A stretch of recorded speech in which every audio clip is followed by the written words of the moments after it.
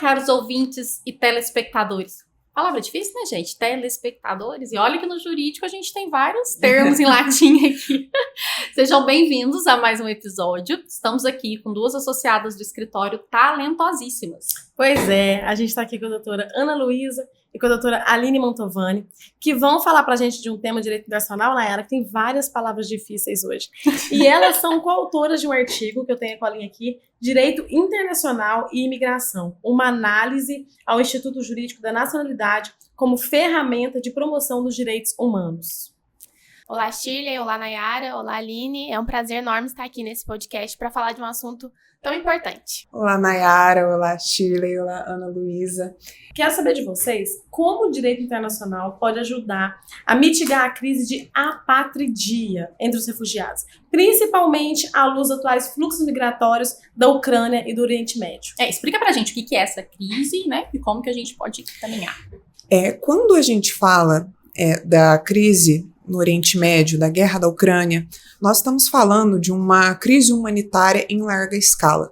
São pessoas que se veem obrigadas a abandonarem os seus lares, os seus familiares, toda a sua cultura, todo o seu país em prol da própria sobrevivência. Inclusive, nós temos acompanhado isso na guerra entre Israel e Palestina, os conflitos que têm se agravado naquela região. Então, já é uma circunstância muito delicada de se passar. Isso pode ser agravado quando eles chegam a um país que não tem um instituto jurídico apto a garantir o mínimo da dignidade humana. Então, isso os priva de acesso a muitos recursos, como, por exemplo, o sistema de saúde. Inclusive até encontrar um emprego digno, porque em muitos países as grandes empresas se aproveitam da situação irregular desses imigrantes para submetê-los a condições de trabalho subhumanas.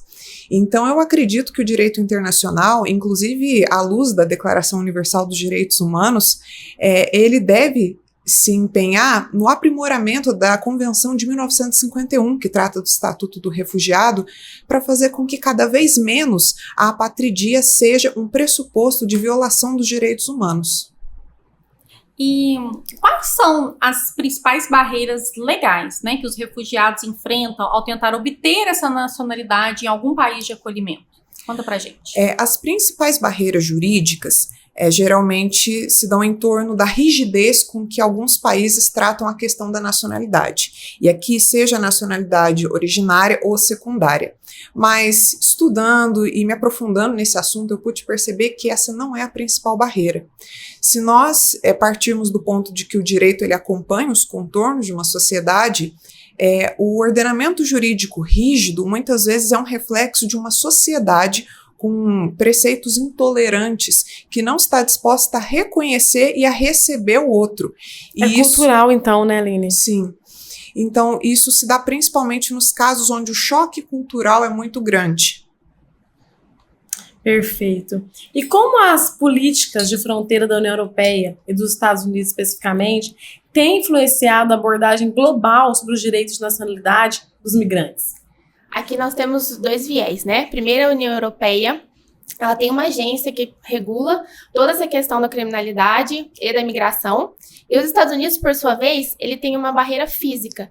Então, eles são mais rígidos nesse aspecto. Inclusive, tem um termo que a gente, traduzindo para o português, é o título 42, que é a possibilidade do governo expulsar, em razão de criminalidade, questão de saúde, as pessoas que estão no país. Um outro critério também, que é relacionado a essa política de fronteira, é a questão da nacionalidade. Nos Estados Unidos, eles consideram como cidadão a questão do nascimento, que é ius soli, que nós falamos aqui no Brasil. E enquanto na União Europeia tem alguns países que são mais rígidos, que no caso é a Alemanha, para o critério de nacionalidade, então depende. E nos Estados Unidos também, eles são um pouco rigorosos com filhos de imigrantes ilegais em relação à nacionalidade. Um outro aspecto é em relação a direitos humanos e direitos internacionais.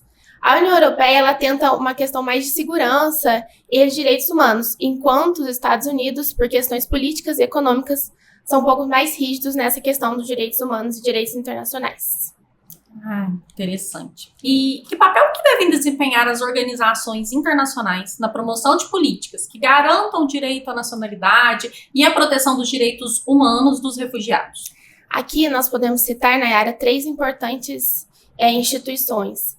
A ONU, a Organização das Nações Unidas, a Acnur, que é a Alto Comissariado das Nações Unidas de Refugiados, e a OIM, que é a Organização Internacional de Migração. Aqui a ONU ela tem um grande papel de fortalecer o artigo 15 da Declaração Universal, que é em relação a garantir os direitos fundamentais. A ONU também, ligada à Corte de Haia, a ONU vai fiscalizar, enquanto a Corte de Haia, em relações mais graves, vai fazer a punição devida. Um ponto importante é que eu até trouxe um trecho do Alto Comissariado das Nações Unidas, que trouxe que agora nós estamos vivendo, a reportagem saiu recente, um momento de solidariedade e não de recuo em relação à imigração. E aí, o que acontece? A gente sabe que o grande anseio dos migrantes, a maioria das vezes, é obter a nacionalidade do país para onde eles estão se deslocando. Vocês conseguem mencionar algumas das melhores práticas nesse sentido para ter mais justiça, mais eficiência na obtenção dessa nacionalidade? Muitos países eles já adotaram boas práticas nesse sentido.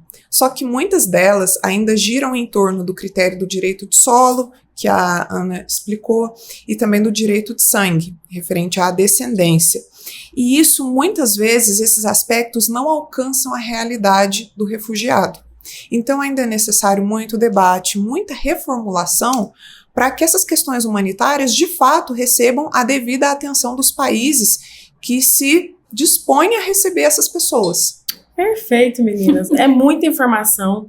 São informações tão interessante, tão importante. E sensível ao mesmo tempo, sensível. né? Porque a gente vive de uma maneira muito, muito clara essa crise que é humanitária, né?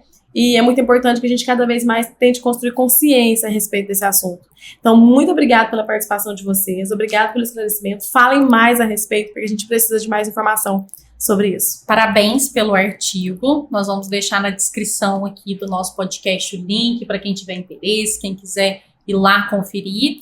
E parabéns, escrevam mais e contribuam, continuem participando aqui com a gente. Muito obrigada pela participação. Obrigada, Nós que agradecemos a oportunidade. Tchau, pessoal. Até o próximo episódio. Tchau, tchau.